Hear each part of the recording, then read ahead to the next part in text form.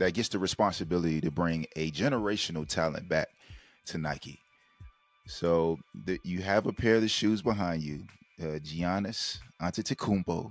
Yes, I said it correctly. Uh, was at a crossroads, and I think you said 2015, right?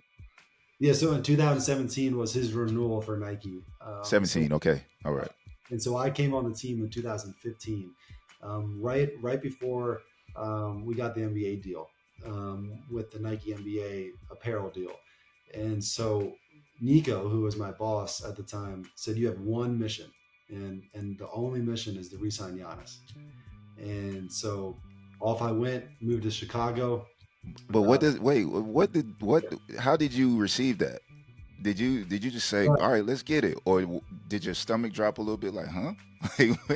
Me? Yeah, it was definitely, yeah, let's get it. Externally, internally, I was like, how am I going to do this?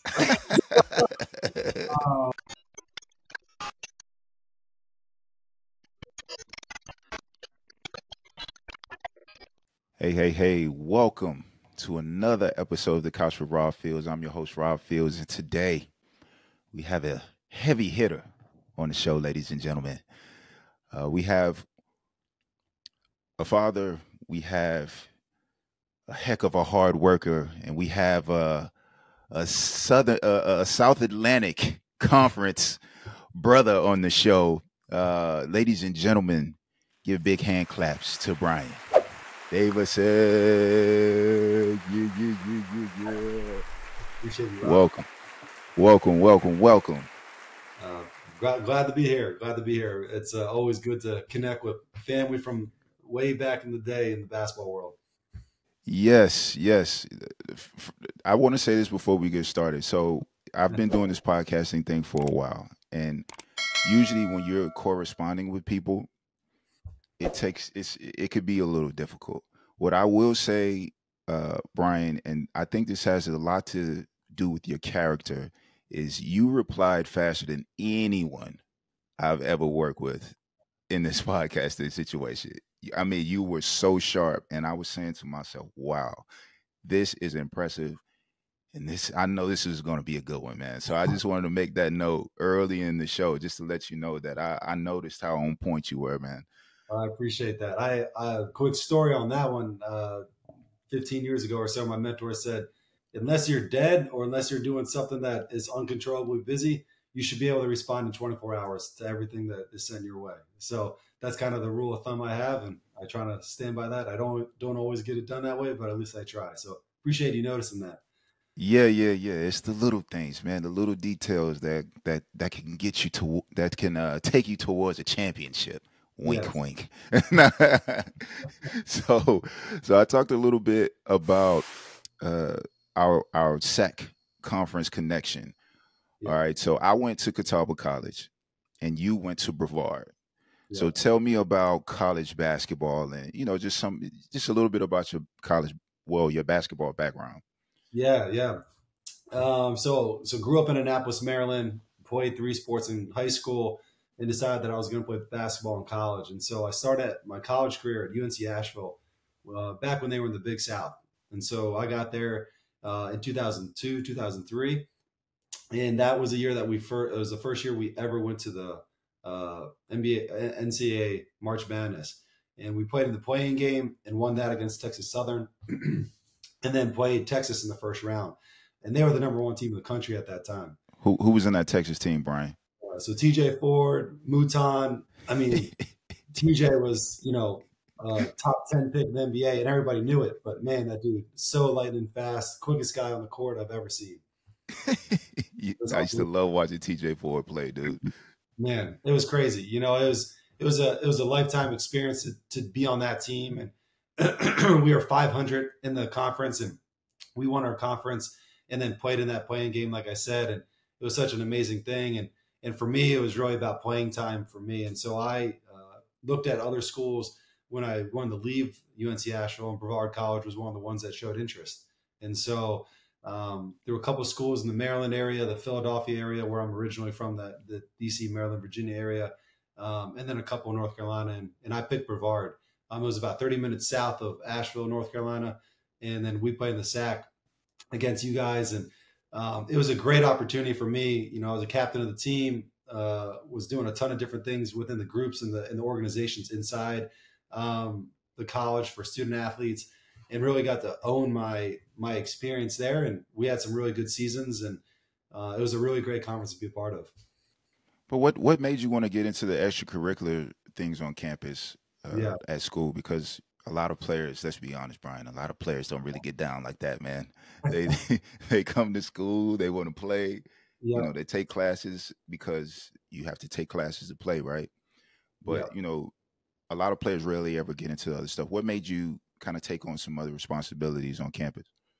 Yeah, I mean, for me, it was, you know, at first I was the same way, right? Just like, hey, I'm here to hoop. I'm here to just like hang out and do schoolwork, and that was it.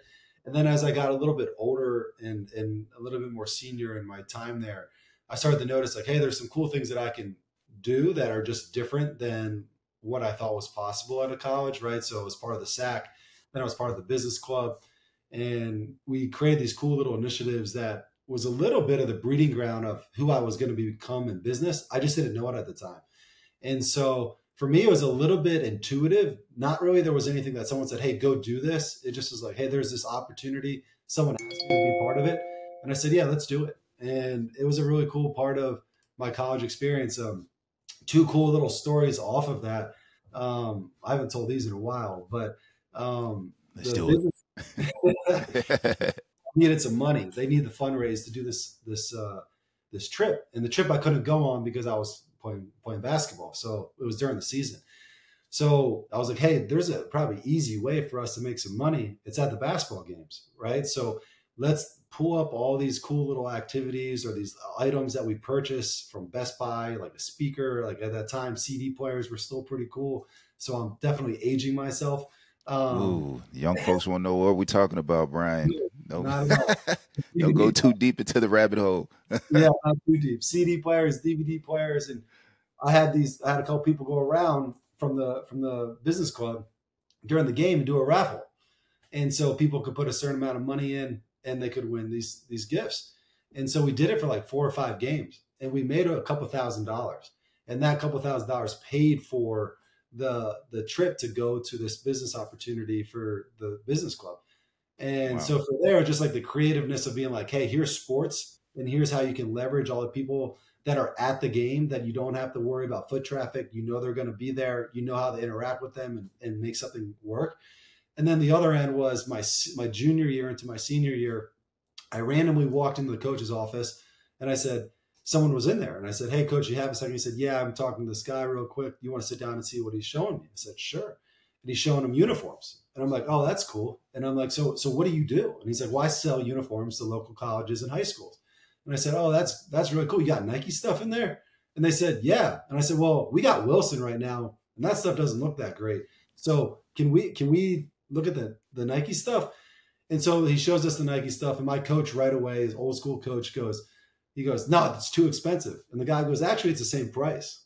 You just, you don't get the premium version, you get just like the stock version. And Yeah. so I leave the office. The next day I come back in, and I'm like, I'm on him. I'm like, coach, good for recruiting, good for the guys that are here. We look the best on the court. Like it'll be a great marketing tool. And I didn't know how. I wasn't saying it like that, but that's what I was saying. Right. And so I ended up going around to the athletic department and talking them into getting Nike uniforms for us. And then, 13 years at Nike, just, a couple of years later, once I graduated, that's where my journey took me to. But I was already selling Nike before I ever was getting a paycheck. Oh my gosh, dude! Like you were meant for this. It was over. Like Yeah. this guy. Maybe Nike knew, Brian, Yeah. and they sent an agent to the school with those jerseys. It's like, nah, we'll give it to you at a fair price. For sure. They probably did.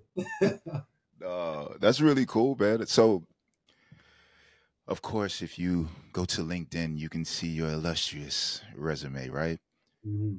But Nike is at the beginning of what a lot of people would call your professional career. What was your entry into the company?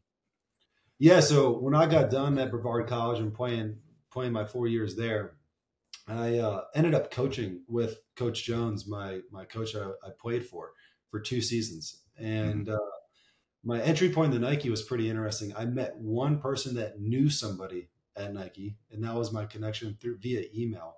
And they said, "Hey, you don't need to come over right away, and you can work your way up sports and come over later in your career, or you can start at a retail store. It's a really great place to start." Not knowing like where I was going or the burden that I was putting on myself and just the challenge to do it, I was kind of naive at the time, which was a blessing. And I ended Yeah, up yeah. leaving Brevard and moving back into my parents' house, working in Baltimore, Maryland, about 45 minutes away from where I grew up in Annapolis and was living.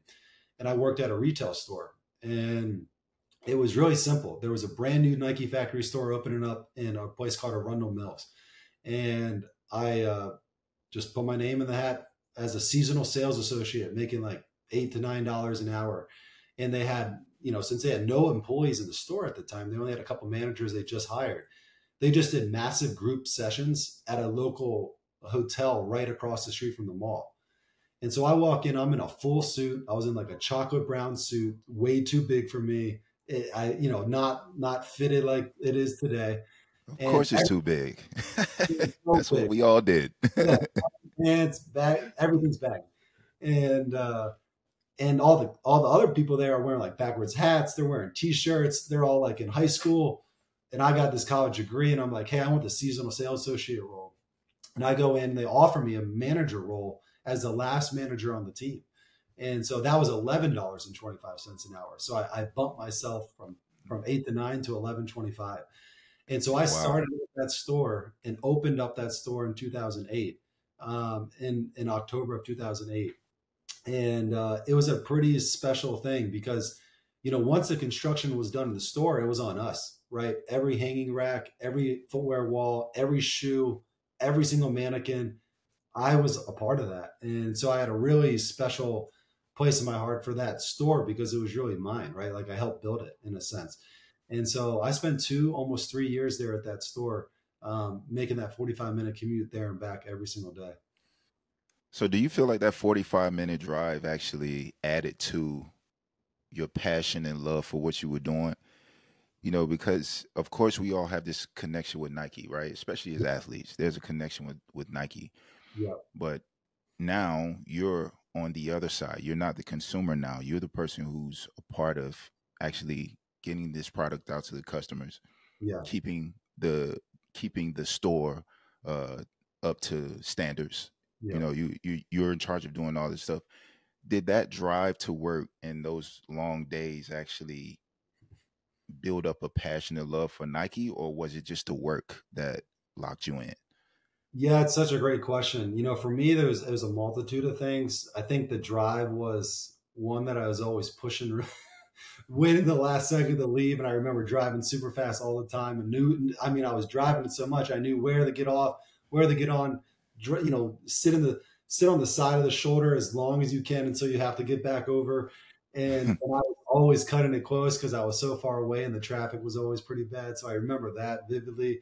But the Yeah, passion that you speak on and the question, yeah, I think it was part of my journey, right? Like the struggle making 11.25 after going to 4 or 5 years of college, right? And then, being in the retail store, working really long hours, working late at night and then early in the morning, like 6 a.m., open up the store the next night, closing the store up at 11:30 at night, and then driving home 45 minutes.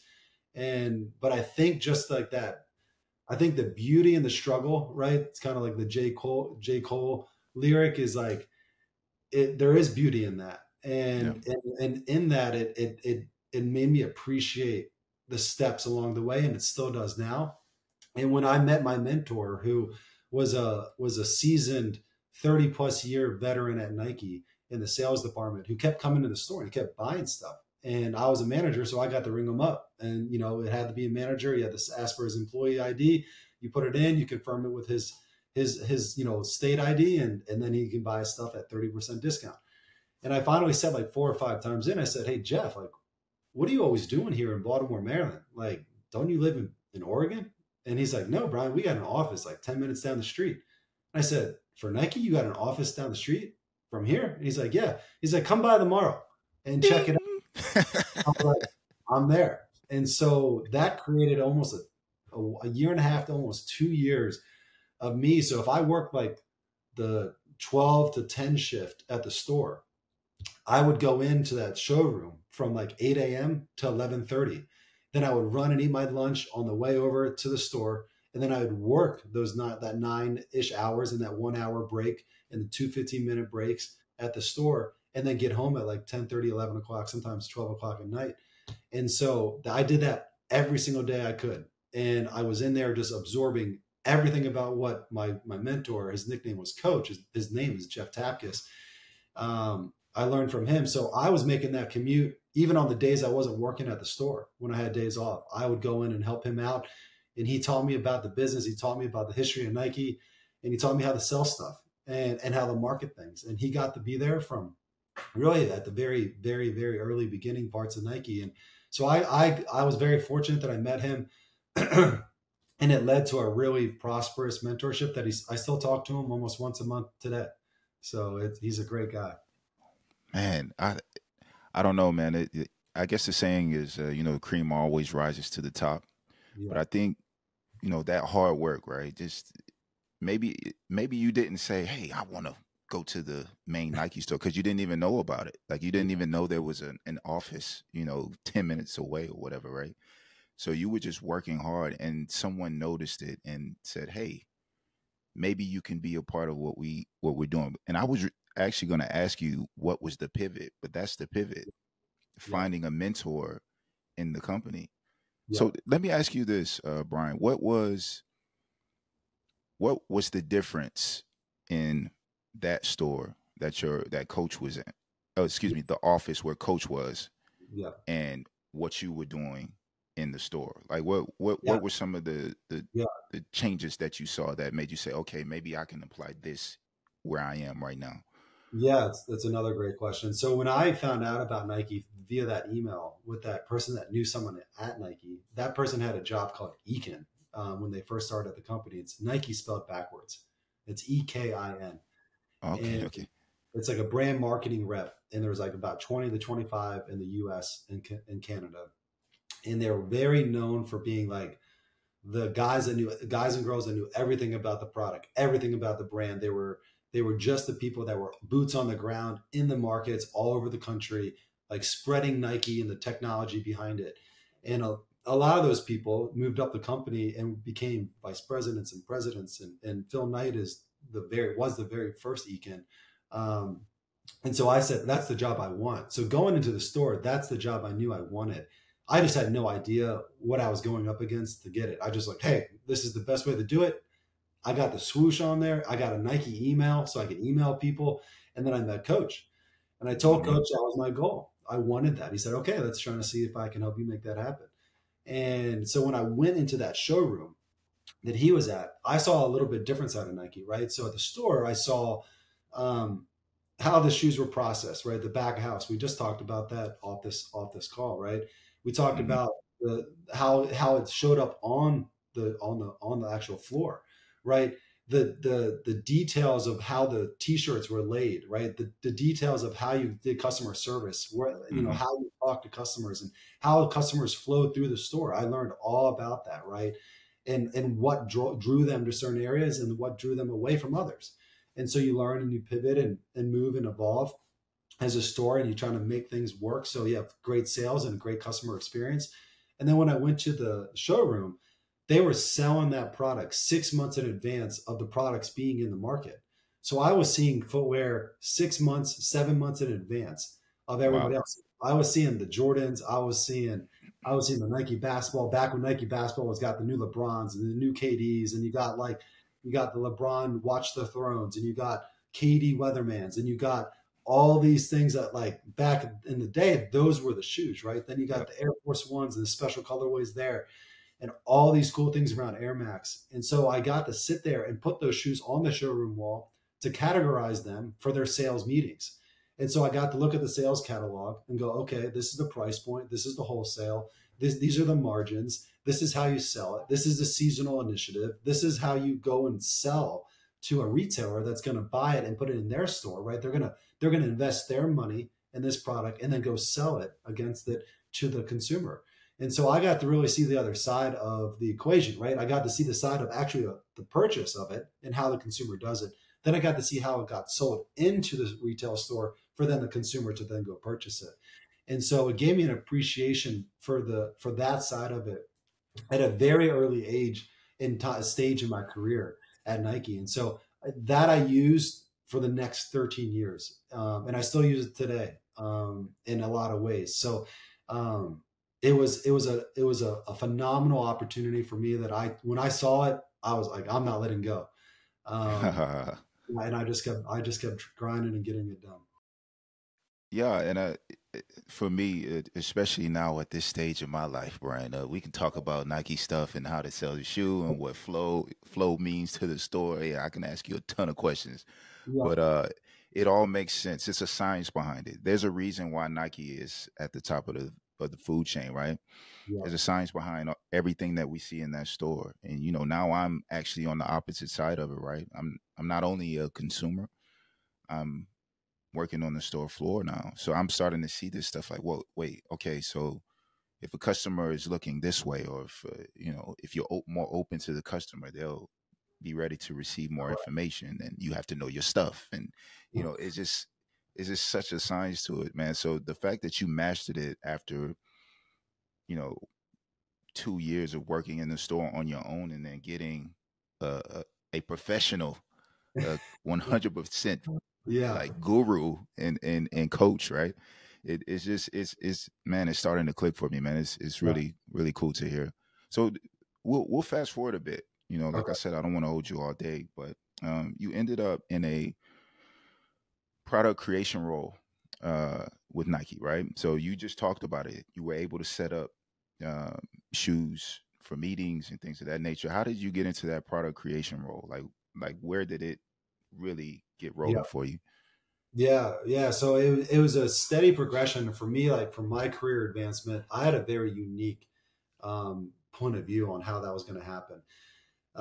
Early on in your careers, a lot of people will ask like, "Hey, what do you want to be? What do you want to do?" And I was always kind of open, right? I was like, "Hey, I want to work at Nike. I want to work in basketball. Like those are my two major passions. That's what I want to do." But I don't really know. Do I want to be a merchandiser? Do I want to be a sales rep? Do I want to be an econ for life? Do I want to be, do I want to be in brand marketing? And so people really early on said, "Hey, this is what I want to do. That's all I want to do." And for me, I was like, "Hey, I'm a free agent, right? I'm if there's an opportunity that comes, let me know." And so I Mm, built relationships with people all over the company throughout my time at Nike. And so my journey went from the store to that econ role. I did earn that econ role, and I ended up winning Econ of the Year in 2012, which was a goal of mine when I wow. first got there. I didn't know that was an award. My future boss, Nico Harrison, in sports marketing, who's now the president and GM of the Dallas Mavericks, I was networking with him and doing informationals.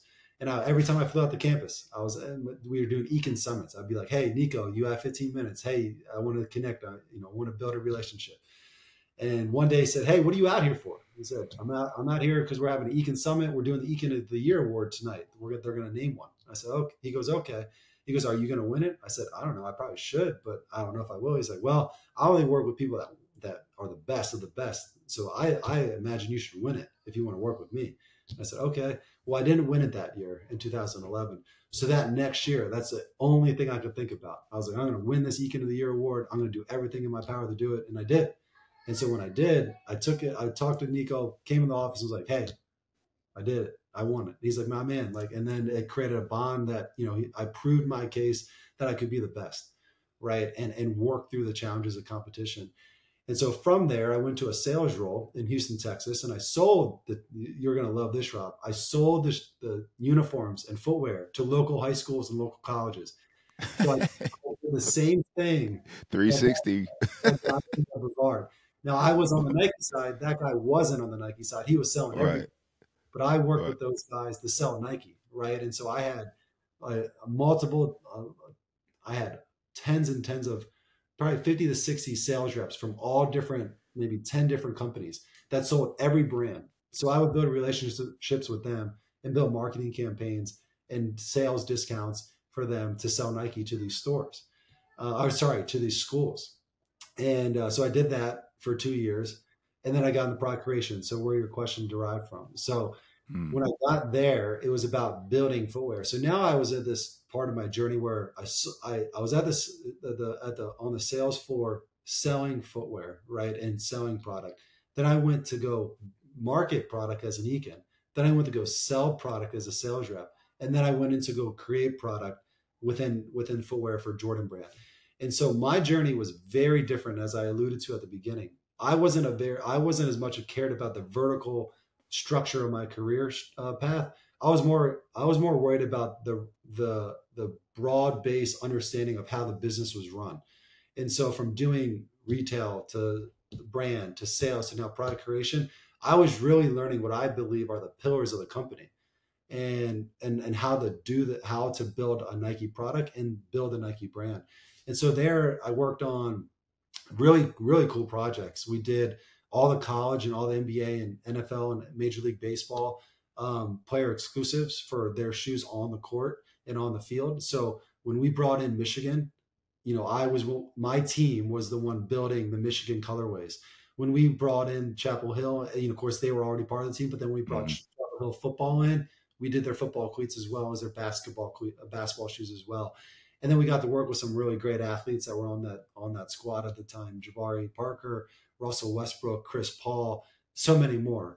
But really got to really get really deep into the product, go over the Vietnam, Korea, China, and go to those factories and build shoes with the design team.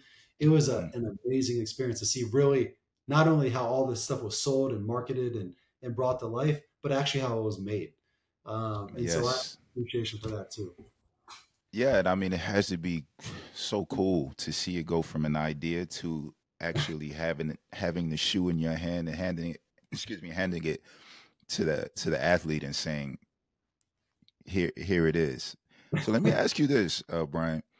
What goes and this is something that I'm sure no one even thinks of, right? Yeah. What goes into the storytelling process for the player into the shoe?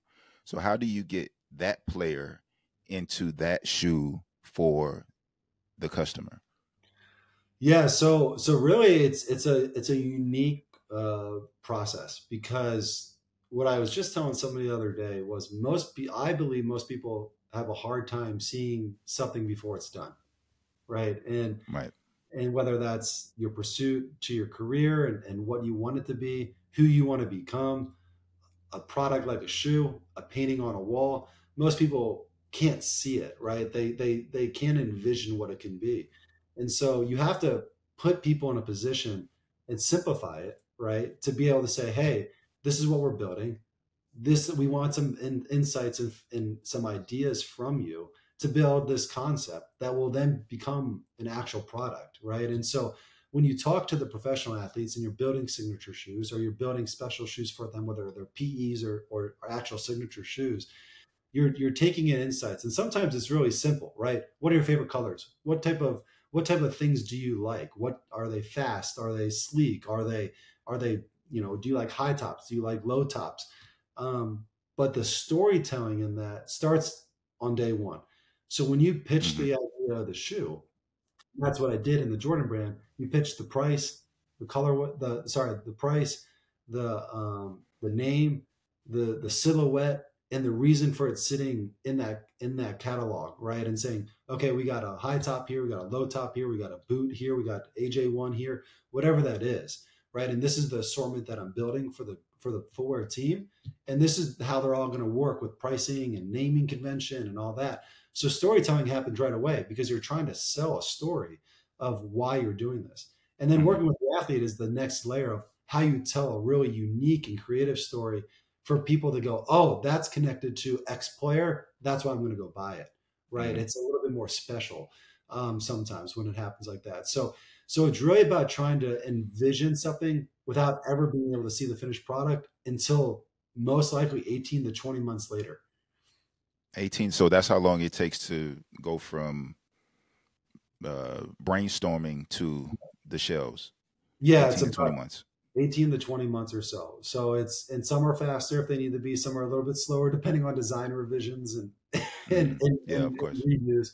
But it's a long process. And just because it looks good on the paper and on the sketch paper doesn't mean it's going to look good when it comes in real life, right? So you Mm-hmm. got a lot of rounds of edits and a lot of, tough conversations, and you have to have a lot of openness to say, hey, this is what I envision. I still believe in your vision, but this isn't it, right? So Yeah. how do we finish this? And so on my team, I had a designer that actually a sketch designer that designed the shoes. Then we had a material designer that picked the materials for the shoes. Then we had a color designer that built the colorways for each shoe. And then we had a developer which worked with the factories overseas to make sure that what the design team and the product team, myself and the marketing team needed, that they were fulfilling from a creation and manufacturing perspective. And so that was called a product triad. And that triad Mm-hmm. is really quintessential to how Nike creates their shoes and their products, like not just shoes, but also apparel and accessories. They have the same format for those teams as well. And so you have you talked earlier, Rob, about the science of it. There's a balance between the art and the science of building shoes, right? Mm-hmm. Mm-hmm. You have to sell them. They have to be profitable, but they also have to Mm-hmm. look good, and you have to believe in the vision. Yeah, yeah. I mean, just listening to you, talk about it, I can imagine sitting in, those boardrooms and you're presenting something to the player and they're just like, mm-mm. Yep. or or it's something on the marketing side that the player is like, yeah, and the marketing team is like, nah, dude, like we can't, we maybe this is not gonna work just based on how the public has received it, right? Yep. Those leaks that come out, right? Yep. Um, but let's pivot to this. So you're in product creation, and you you get to lead a team that is in charge of, or that gets the responsibility to bring a generational talent back to Nike. So you have a pair of the shoes behind you, Giannis Antetokounmpo. Yes, I said it correctly. Uh, was at a crossroads, and I think you said 2015, right? Yeah. So in 2017 was his renewal for Nike. 17. Okay, all Uh, right. and so I came on the team in 2015, right before we got the NBA deal with the Nike NBA apparel deal. And so Nico, who was my boss at the time, said you have one mission, and the only mission is to re-sign Giannis. And so off I went, moved to Chicago. But Uh, what how did you receive that? Did you just say, "All right, let's get it," or did your stomach drop a little bit, like, "Huh, like, what? so, Me?" so yeah, it was definitely let's get it. Externally, internally, I was like, how am I going to do this? And so I was like throughout my whole journey the same way, right? Like there was nothing that was going to stand in my way. I just had to figure it out, right? I had to problem solve. Um, and I think so much of life outside of your career, but also inside of your career, problem solving is so important. In over my 17, 18 years in business now, I think there's really two types of people: problem identifiers and problem solvers. There's a Hmm. lot of people that can identify problems, and those most likely people are people that complain, right? And then there's people that Hmm. are problem solvers, and they're like, hey, this is gonna be super challenging, it's gonna be really tough, but I got a growth mindset, I'm gonna figure it out, right? Okay. Yep. And so for me, I like to think of myself as a problem solver. And so it was tough, right? Like, I there was a time where I still remember this vividly, like it was yesterday. We were sitting in an offsite in Beaverton, Oregon on campus, and I was just moving to Chicago for this new job. And Nico said that in front of like our 55, 60 person team in North America. And I was like, okay. So I was like, this is like a legitimate thing that he is telling everybody, that this is Brian's one goal. Everybody else got, at Nike, they call them CFBs. They're like yearly reviews. I was like, my Mm. year review is going to be like, did you resign Giannis? Yes or no? Like that simple. No Um, gray area. It's black or white. Like, yeah, no. that was one of the beautiful things about working with Nico, though, because that's kind of how he is as a whole, as a person.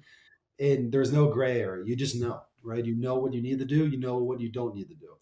And so the journey started right from there, right? I moved to Chicago, got engaged to my now wife. She was a pivotal part in the re-signing, I believe. And we were up we were about an hour-ish south of Milwaukee. So we were going up to Milwaukee 2, 3, 4 times a week, going to almost every game I could, going to practices, meeting up for like lunches. But really, if I rewound really quickly, the first initial conversation with Giannis was somewhat tough because, the Bucks had not been good in 2013, 14, and 15. They were just starting to like figure it out. Mm-hmm. And so Giannis was not really happy with the service that he was getting at the time. And so from the Nike side. And so I had to come into a really, I would say unbalanced or unhealthy position.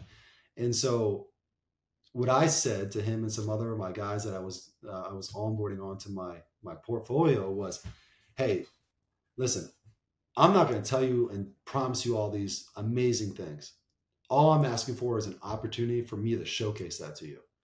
Like, I'm not going to sit here and tell you it's going to be so much better. I'm going to respond to every message. I'm going to text you right away when you text me. I'm not going to, I'm not that I'm never going to mess up. Just let me show you my work. And if you let that happen, I think you'll be in a lot better place than you are right now. And so Giannis, he's a very humble, empathetic, very thoughtful, very smart person, he did that.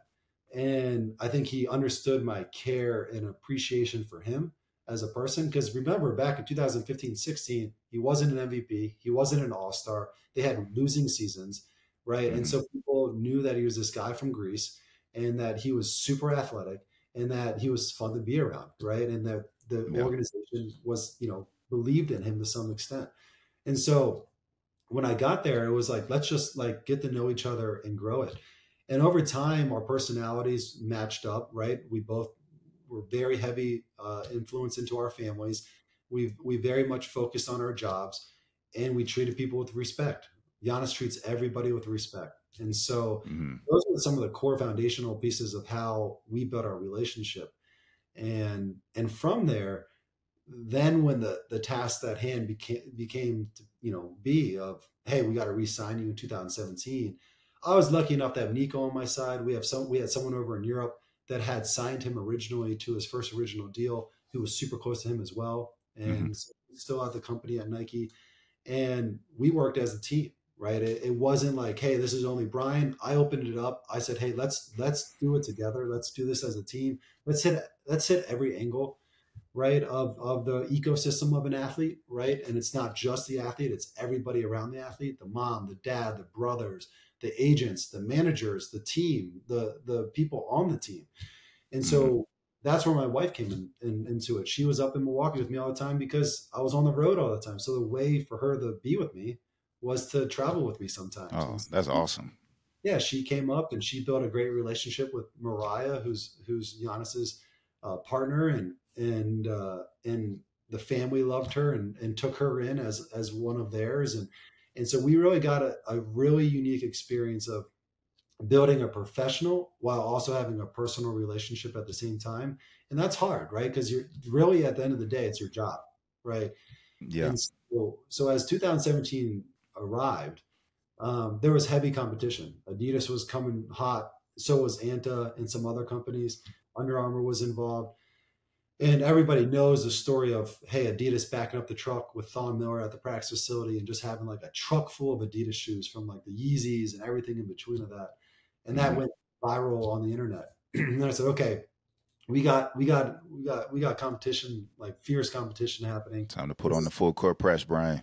Full court press. And we kept it simple, man. Like at the end of the day, we kept it simple. And we made it about family. We made it about him. We didn't overpromise. We showed it's the same method that I had when I first started.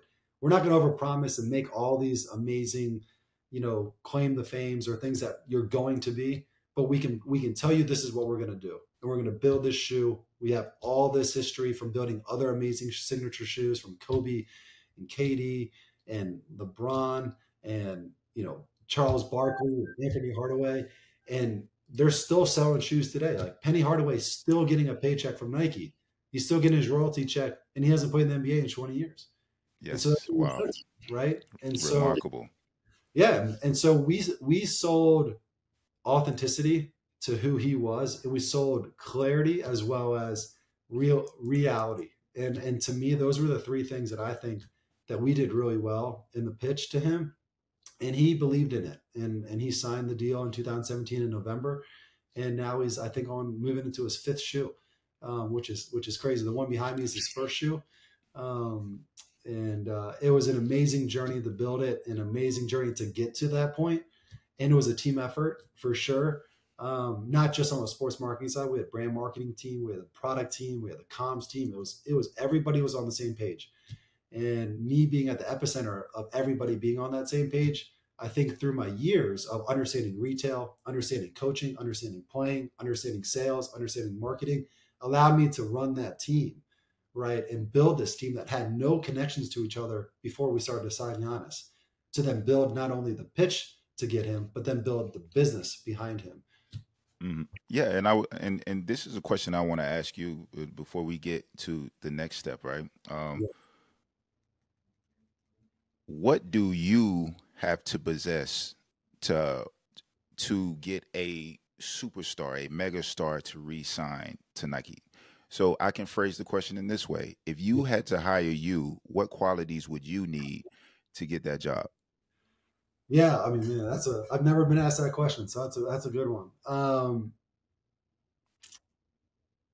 I would say someone that's authentically themselves Okay. and believes in who they are, and that's a workhorse. Those would be the two or three things, right? Like, and the reason behind that, some context behind that is I was the first white person ever in that position in Nike basketball sports marketing. And so a Okay. lot of people questioned me and said, "Hey, can you even do this job? Can you connect with players? Can you go in the locker room and be cool with the players? Can you go out with the players? Are they going to be Yeah. cool with you? Are they going to trust you?" And my simple answer was like, "Yeah, I'm going to be authentically me."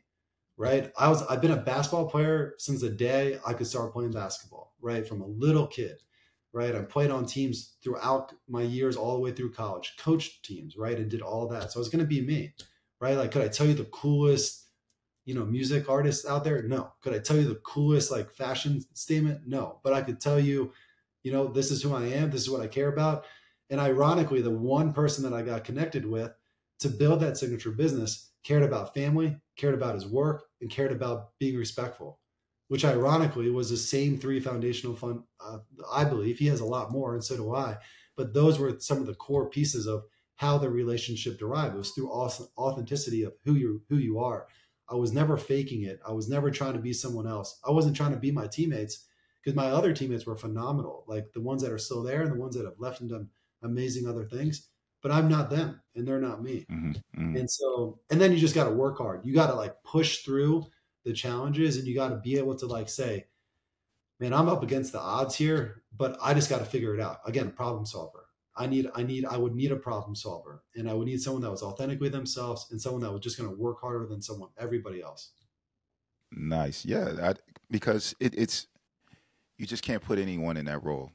No. You have to have someone who first is synchronized with the person on the other side of this deal, right? Because I think what you were saying in how you approached it is you humanized Giannis, Yep.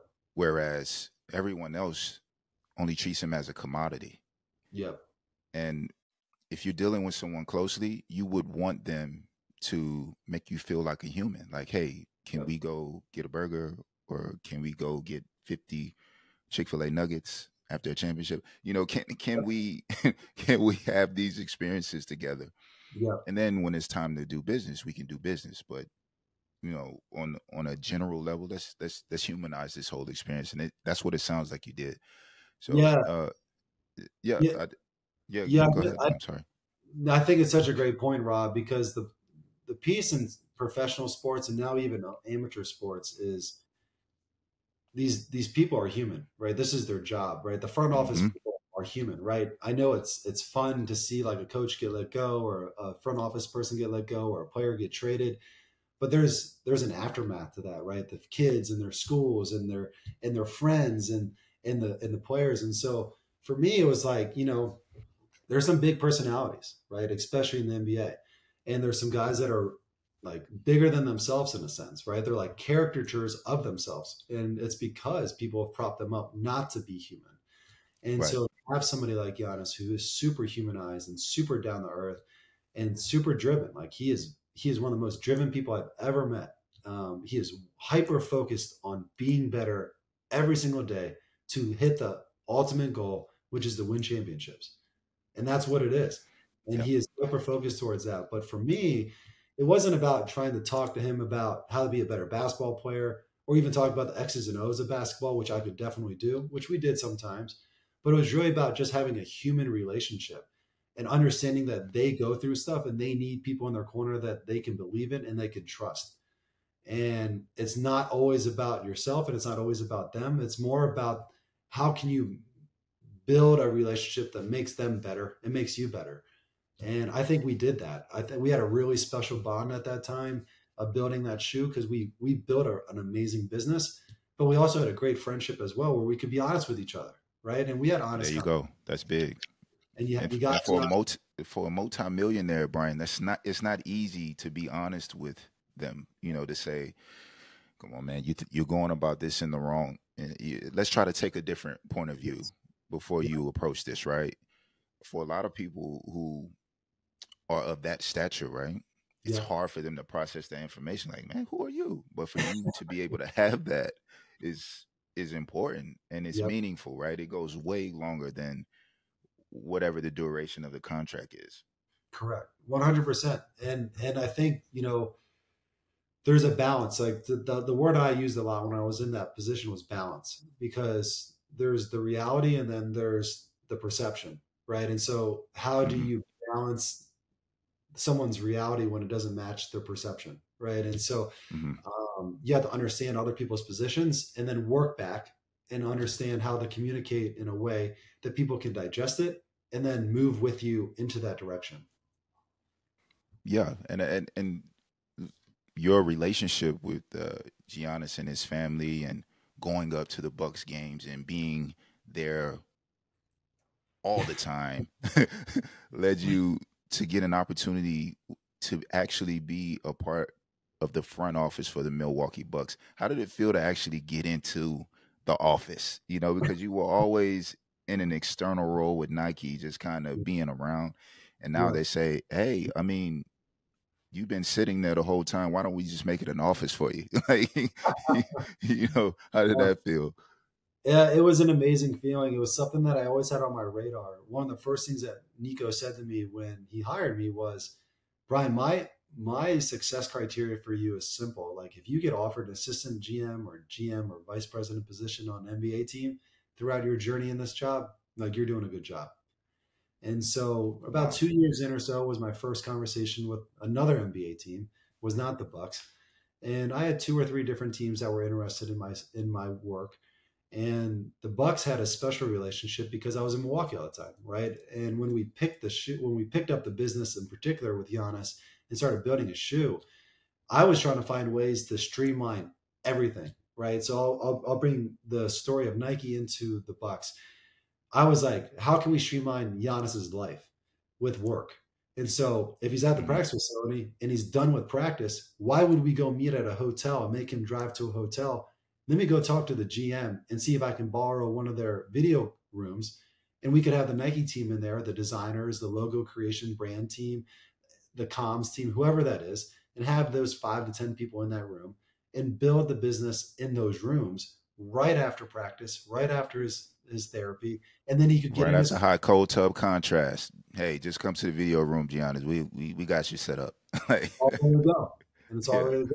And so we did that for like 2 to 3 years.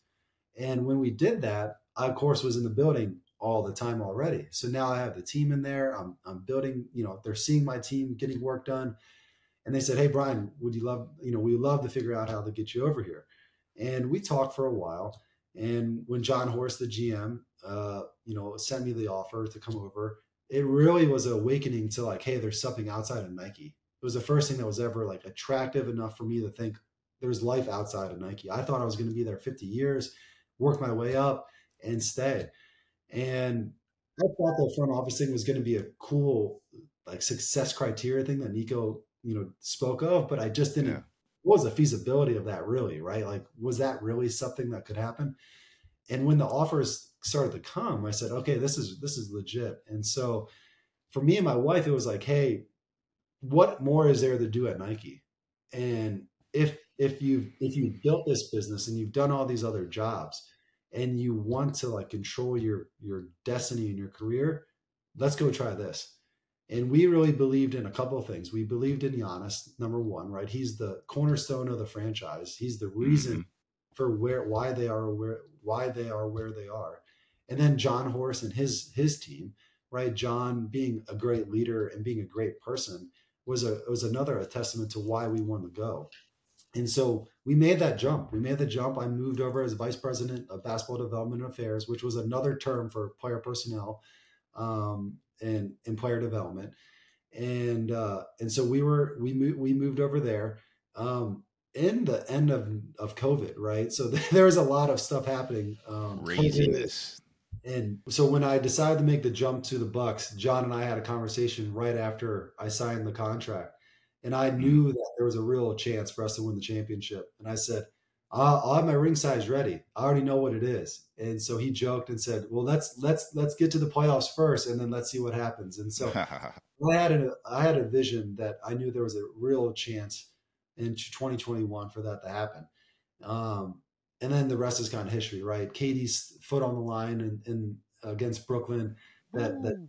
changed the series up, and then Giannis getting hurt, and then Giannis just doing his thing in Game six, with the 50 points that he had, and it was one of those times where you kind of put your life in perspective, right? Where I'm standing on the floor. We're up in the executive suite. We take the elevator down. We do a huddle real quick. John's talking to us about, like, hey, we did it. We built this thing. Now it's time to celebrate. We walk on the court. The confetti falls down, and my wife's on the court too. I got her down on the court, and you're like, where in the world did this happen? Like, I started at Brevard College, right? And Yeah. just trying to be a part of basketball and Nike to some perspective, and to be there was just an amazing opportunity for me, and a lifelong memories of relationships, but also experiences that I could have never made up in my dreams. Yeah, and I was kind of thinking in my head, like, how do you ever catch yourself in that moment? Does it happen when the confetti is falling, or does it happen, like 2 weeks after the parade, where you're sitting there like, and you wake up one morning like, what have I been? What is this cyclone that I just got up out of? Like, when did it hit? Like, this is crazy. I think it hit for me like in the third or fourth quarter, of the Game Six, because I had such a unique relationship with most of those guys. Most of the guys on the team were Nike.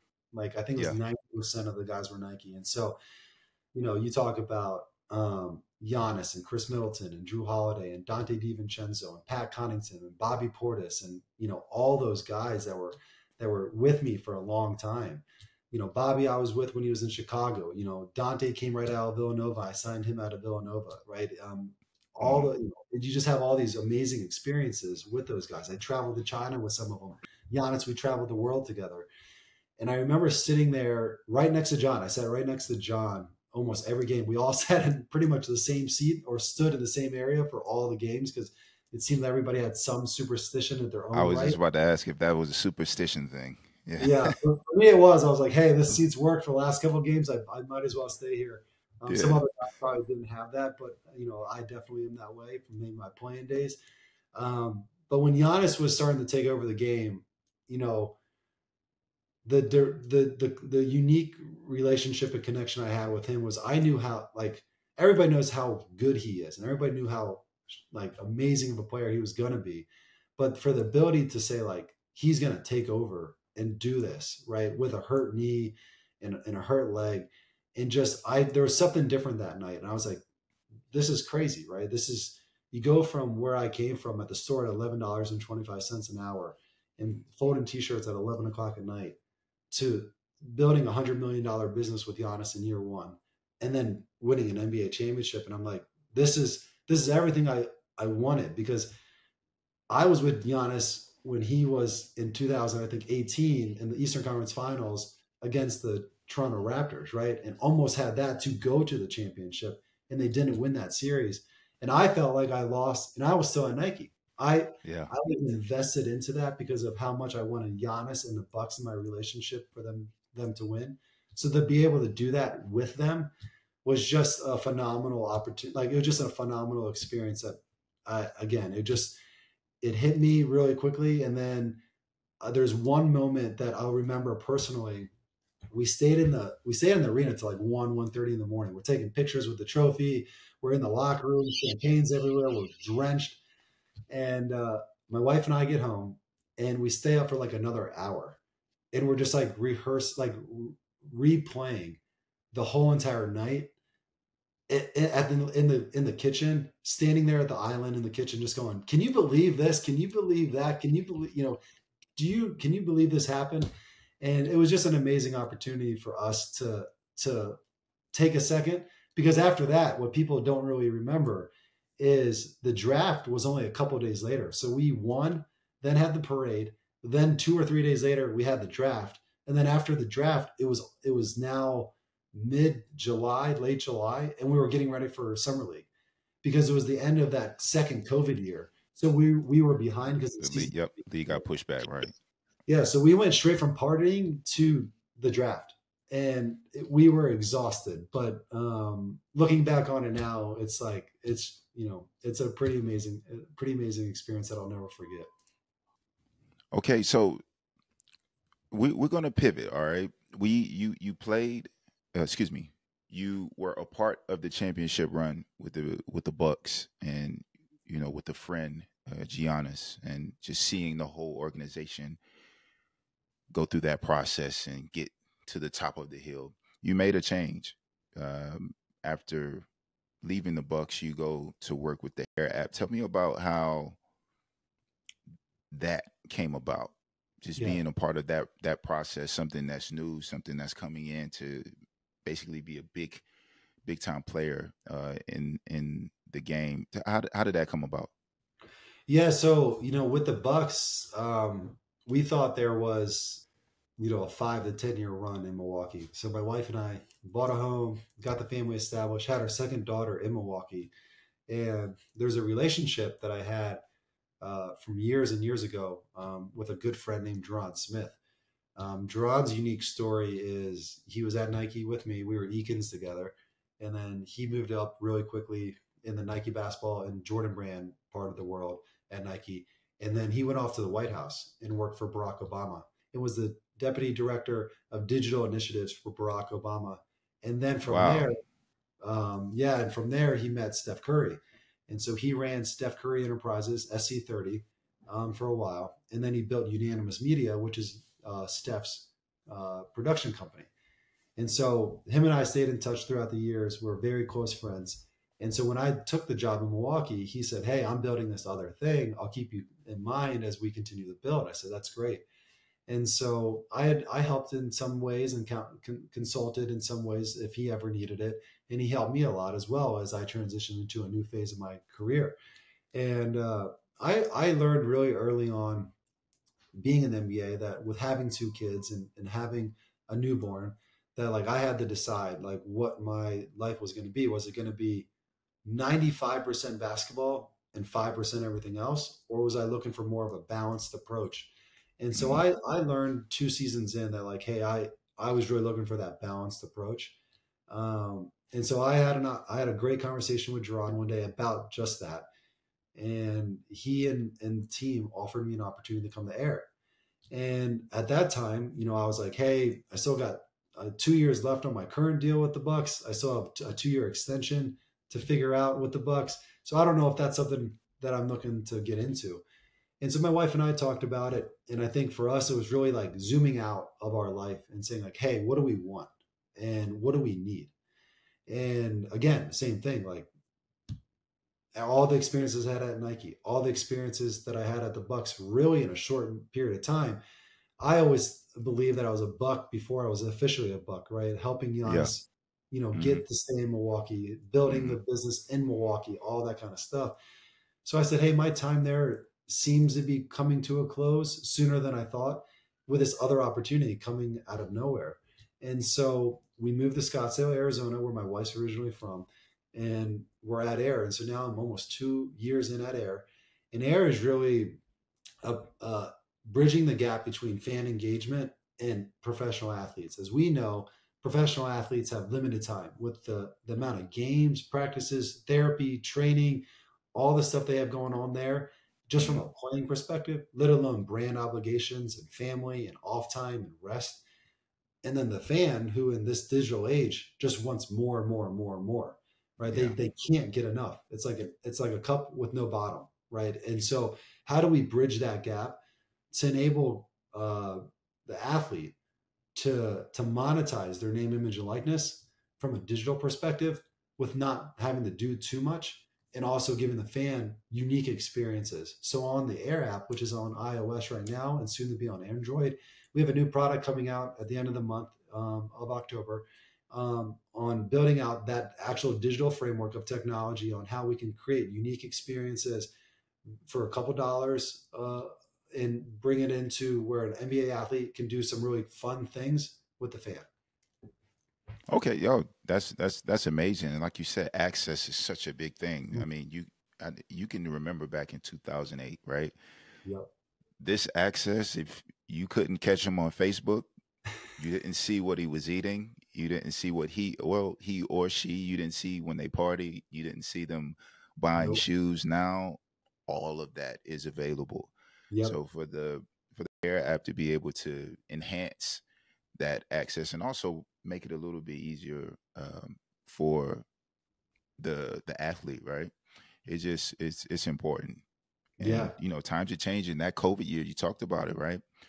Dealing with the Bucks, it changed everything. So now people are okay with sitting at home a little bit because we practice it for what 18 months or something like that Yeah. for most people. Yeah, yeah. So that's important. Brian, Yeah. Brian, It's throughout it's this, yeah, go ahead. Go ahead, I'm sorry. yeah, it's a really cool thing too when you say that, because you talked earlier, Rob, about humanization of the athlete, right? And Hmm. then I think also part of it is the personalization of the athlete and also the fan. And so what we've tried to do at HEIR is trying to create this experience from a digital perspective. Like you said, people are much more comfortable staying at home, being remote, doing things on their phone. Their phone has everything and anything they can do in the world through it, from finance to sports to entertainment. And so we're trying to bridge that gap of bringing something really personal to the fan and something that the athlete can do with limited to almost no work, right? And so if There we you go. can, we believe we figured out that formula, and we're really excited for the product launch in late October. Yeah, and I'm definitely going to be keeping my eyes, sharp and ready for the app to release. No, it sounds really exciting. Throughout this episode, you talk very highly about family, and you've done a ton of work, and you've gotten a lot of success in different aspects of sports and entertainment and uh, fashion and all of this stuff. Yeah. But you talked a lot about family. You talked a lot about your wife. You talked about how those things were actually a huge component uh, going through your career. Uh, you and your wife, your lovely wife, you just started a new project, Yeah. and it's called SBV Sports Business Ventures. And what I would like to, you to talk about is let's talk about SBV and what you guys are doing together. Yeah. Yeah, no, Rob, I appreciate you bringing that up. And, for me, like, family means so much. I've always been a family oriented guy. There's been some really pivotal points in my life, when my grandparents were passing away, and asking their kids, my mom and my dad, Hmm. did they have a good life? Did I provide everything that you wanted, right? And I got to hear those questions, and Mm. they resonate every day with me. And for me, I've made the decision in my life to put family first, and to have a balanced approach to work and my family. And know that, when the day comes, I don't ever want to be like, I won more games, but I wish I would have seen my family more. I sold more shoes, but I wish I would have seen my family more. There you go. Yeah. I don't want that. And so a lot of the decisions I make are for that reason. Whether I forego bigger opportunities or forego, notoriety or fame, in a sense, you could say, I'm okay with that. Because at the end of the day, right now we have 2 little girls and my wife and my family and my in-laws, and that's what matters, right? And That's it. I've had to be able to zoom out in my life and in my career, and know that that's really important. And so with that, the project that my wife and I are working on now is, as you said, Sports Business Ventures, was derived from really the family center that I just spoke on, as well as giving back. And so Coach, who I referenced at the very beginning of this, told me one day, I remember sitting in his office, and he said, Brian, I'm giving you all this information and I'm giving you all these insights from 30 years of me being at this company. Make sure you pay it forward. Make There sure you you go. tell Okay. the next generation what I'm telling you now, right? It might not be today, but do that. And so I went through that Econ role. And then once I got through that, near the end of the Econ role, I was doing a ton of informationals for me to get jobs. But then I was also starting to receive a lot of requests to do informationals, and which was a new thing, right? It kind of, the tables turned. I went from being the guy asking all the questions to people asking me the question.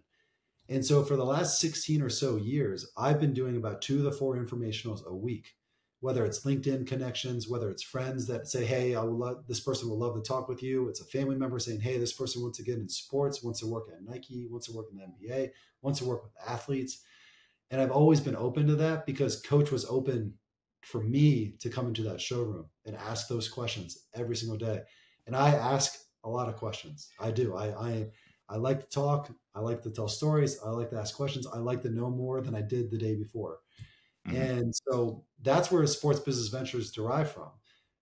How do I, and the question that Ellen and I were asking, how do we scale the network and the experiences and the exposure that we've had in sports and give that to the aspiring young professionals of today that are in college or just started their sports career, to help them get to where they want to go, take them on the same path that I went on, right?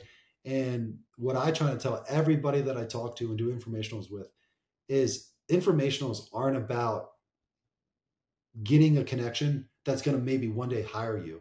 It's more about getting one piece of information that can change the trajectory of your life. I'll use this as an example, Rob.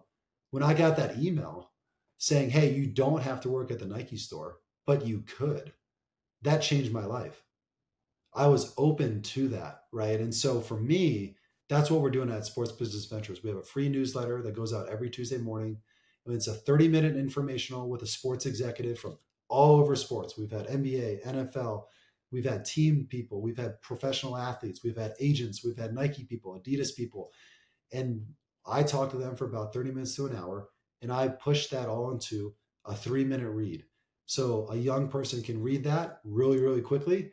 And in return of that, get some really, really good piece of advice and insights and inspiration to maybe change their trajectory of where they're going or how they're approaching a situation.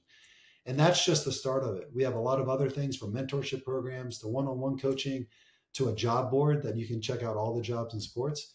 But that's the derivative of us and how we really aspire to do it. And the great thing is my wife gets to work right next to me when I'm not on Zoom calls.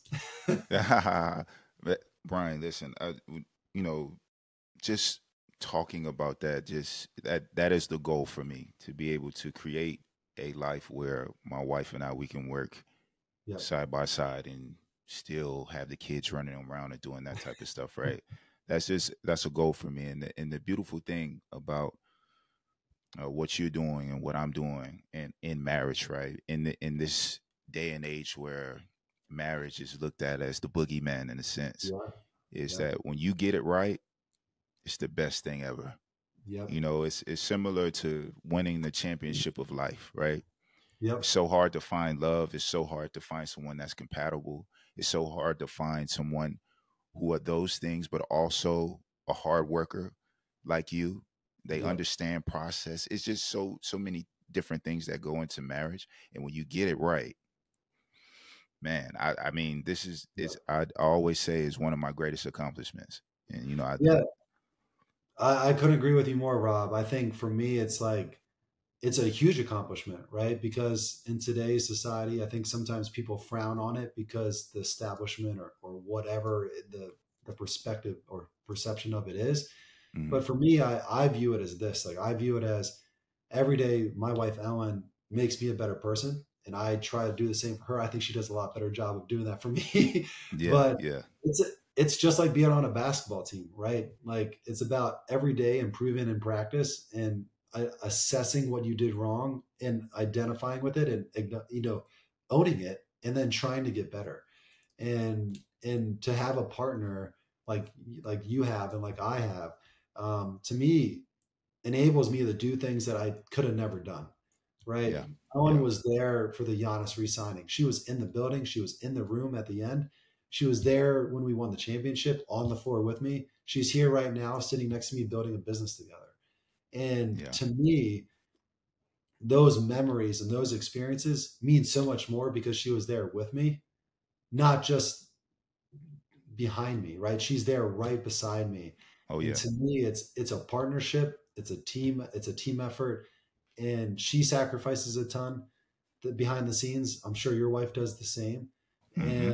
And with that sacrifice, um, comes a lot of appreciation and hopefully love, right? And that's what it's about. And so for me, like, it is a foundation of who I am. And I would not be where I am today without my family, like my mom and my dad and my sister and everybody else, but Hmm. really my wife as well, because my wife has taken me to the next chapters of my career as well as my personal journey as well. Yeah, yeah. It's important, and it's always good for us to say this stuff out loud, Brian. Yeah. We getting some more brownie points, bro. Yeah. Yes. Yes. Drop That's it in the never enough. bucket. Enough of those. Drop it in the bucket, bro. So yeah, so we close to wrapping up. So Yeah. I have two questions left for you. So Yeah. what's next for Brian Davison? What's next? Yeah. What's next is to really turn air into the next generation of uh, sport tech innovation through real, just authentic, real personalized experiences. And to do it in a way that it works for the player and also works for the fan. And then I think from an SBV perspective is to create a platform that's known nationwide for people to learn, to be inspired, and to guide them into their next journey of their life. And if I can help do that, that's the next thing I want it to be. Is I just want to be known as a person and a company that can help someone get where they want to go. Um, and so those are the two major things that I'm focused on right now and what we're going to do next. Yeah, I'm definitely tuning to SBV as well. After a long professional playing career, jumping into these new waters, you need to be able to have those resources that you all are offering with SBV. So I'm definitely going to be tapped in as well. Last question, Brian, and this All is right. something that I ask every single guest that comes on the show. What would uh, what would be the perfect scenario for you? So this is where we're talking about manifestation. All Yep. right.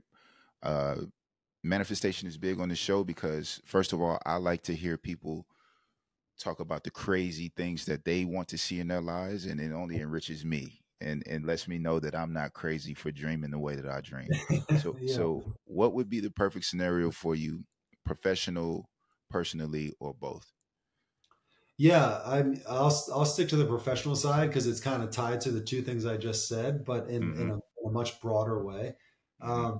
For me, on the air side first is to build a company that is bringing tech innovation into sports like no other company ever has, um, and potentially partnering with other companies or organizations that are in need of that. And so for me, it's, if we get to a day and age where we can uh, partner or get acquired from a company, um, that would be an incredible manifestation of air.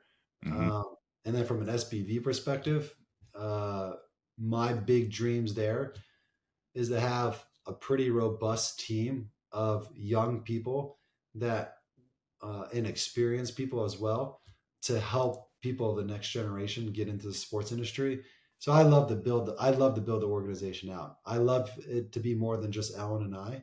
Mm, So that's a big task at hand, and there has to be a lot of revenue and there has to be a lot of capital behind that. But yeah. for me to be able to raise against the vision from a revenue or fundraising perspective would be a manifestation for me to actually build the team out, build even more robust platform for helping people get to where they want to go.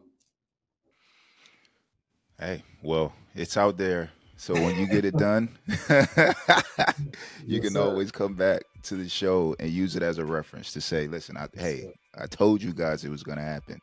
All right. Yeah. Yes, sir. So listen, before we get out of here, Brian, first of all, thank you for giving me some of your time. I know you're a busy man. You know, you got a lot of stuff going on, but you gave me some of your time. Before we get out of here, give everyone your socials, and then we'll Yep. wrap up. Yeah, so my socials for personal is BW Davison, Davison on Instagram.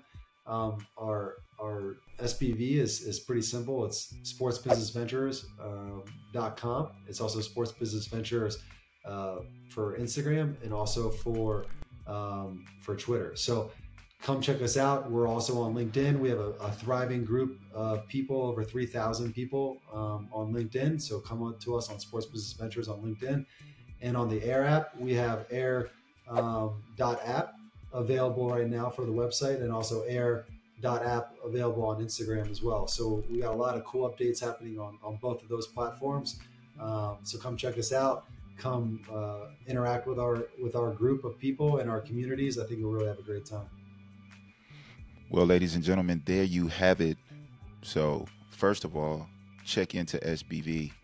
Next, follow the HEIR app because it's going to be something that will get us closer to the athletes. Okay, we already in their business now. All right, so the HEIR app will help us get a little bit closer to the athletes. Yes, sir. Um, yeah, there you have it, ladies and gentlemen. We just wrapped up another episode of the Couch with Rob Fields. You know how I give it up when we get out of the show.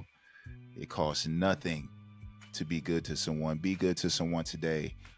I'm your host, Rob Fields. He's Brian Davison. We'll catch you on the next one. Peace.